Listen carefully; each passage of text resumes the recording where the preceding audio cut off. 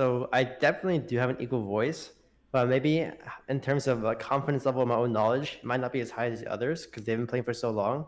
So I'm probably more likely to like listen to their opinions and like think about it more. But for me, for now, I'm just like nothing's like set in stone yet. I'm not trying to be like stubborn or like this is the how you win no matter what because league always changes. So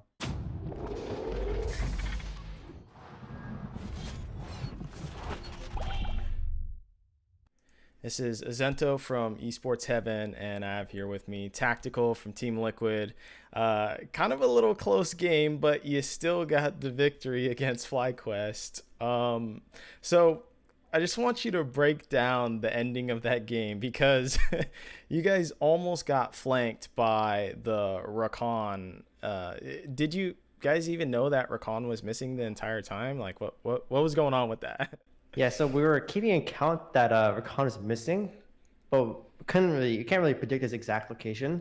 hmm But I did see him for a millisecond on my screen on the map. That's why you can see me like chasing towards our top side. But he was smart by like standing in the raptor pit. I thought he was just in the bush, but he almost got Jensen. But since he had banshees, he was able to get out. So hmm it was really intense, and he had a lot of pretty good engages, which are like pretty threatening for Azir. So Yeah, for sure. And then there was the point in which Proxa got that Baron steal. Now, that fight was super risky to say the least yeah, because yeah. you and Jensen were trying to hold off Ezreal kind of near the pixel brush. Like, what, break down that fight for me? Like, what was going on in the comms? Because it seemed a little chaotic, you know? Yeah, so since it was like a 45 situation and we do like sort of walk through the vision, it was like a bit hard, but we were slowly able to like get in there. And I think they let us walk in too much for free. hmm But then I think Syndra or something happened and we got a hook on her.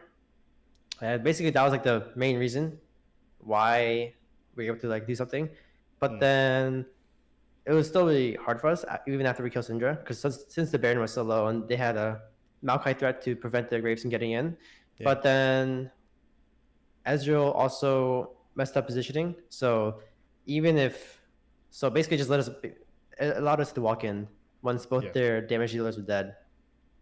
So it was very lucky in our part, and we got the Baron. So it was like everything aligned up perfectly for us to get what we wanted. Yeah, and you guys got Dragon after that, which was Yeah, pretty yeah, which sick. is So, really insane. It was really insane. so I noticed your build this game was you built rune pretty late, and now traditionally, of course, it's like the Kalista. At least back in the day, was you go Bork and then you go straight into rune. Hmm. So you were opting for Ginsu's and then QSS, for the Cinder stuns or like the Rakan engage or whatever, and then Death Stance before. So any reasoning for, I guess, putting off the rune until late game? Yeah, so I got the Rage Blade second because on the second item spike, it's a way better spike in terms of single target DPS and especially against bruisers because the Rage Blade itself gives 15% arm penetration in the Mm-hmm. passive. So and you get to stack your Ren stacks faster, especially if you're just gonna be hitting the tank the whole time or bruisers. And they Yeah. had like a Maokai sets, and I couldn't really imagine myself hitting multiple targets at once at all. Mm-hmm. So I thought that was just better for the game and team fighting. And I got QSS because it felt like if I get CC once, it's just I can't play It's the game. doomed. Yeah. Yeah, it's over. And then after the Baron, I think I only had like 1,200 gold or something like that. And I didn't have enough to buy a seal. And even if I did, I think I would have opted for the Aegis just Mm-hmm. because even so I have to try to kill the bruisers in front line first. But if I don't have any defensive stats, in my opinion at least, I feel Yeah. like the Malkine set could have kill pressure on me actually, even with QSS. So Mm. I went for Death Dance because it just seemed like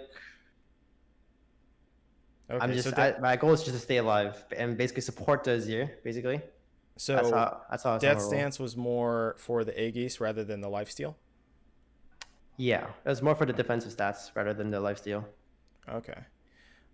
So talking about picks and whatnot, you got first pick this game with Kalista for at least red side 1 and 2. Is that something that you asked for? Does that like put a lot of weight onto you as far as like, okay, you guys trust me with this pick, so I gotta at least step it up and make sure you don't regret giving me this pick. For me, it's just a regular ADC pick. It's Mm-hmm. just I'll do my role on the champion, and that's it. And that Kalista is your matchup. It's basically just Kalista can do whatever she wants with the waves early game. She can decide to push all the time, freeze it if it's like a good situation. But this time we used it to perma push and roam mid. Since she had no flash, we were able to get a good roam off because we had Yeah. no flash too. So that's what we did with the pick, and we try to snowball off it.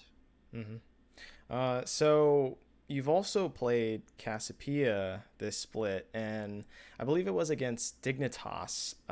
And I'm sure TL has had some flashbacks to double if playing mages. So how was it during scrims, I guess, trying to convince your team that you could play mages bot lane? It wasn't hard at all. They seemed like they trusted me because before, like in Spring Split 2, I would play like Syndra and Cassio and solo queue. Mm-hmm. So like once we start playing in scrims, it was pretty easy. Just play naturally, and it just worked out for us. Okay. So finally, you are the rookie on the team. Uh, do you feel like you have, I guess, an equal voice on the team? Or, I guess, better yet, do you think you even should have an equal voice and it's just better to listen to your more experienced teammates? Yes, so I definitely do have an equal voice, but maybe in terms of like confidence level of my own knowledge, it might not be as high as the others because they've been playing for so long. So I'm probably more likely to like listen to their opinions and like think about it more. But for me, for now, I'm just like nothing's like set in stone yet. I'm not trying to be like stubborn or like this is the how you win no matter what because league always changes. So Mm, I'd say the contribution to my voice is equal, but maybe my how I see the game is like still out there. mm. Okay. All right. Well, thank you very much for taking the time to talk to me. This has been Azento from Esports Heaven and Tactical from Team Liquid. Thank you.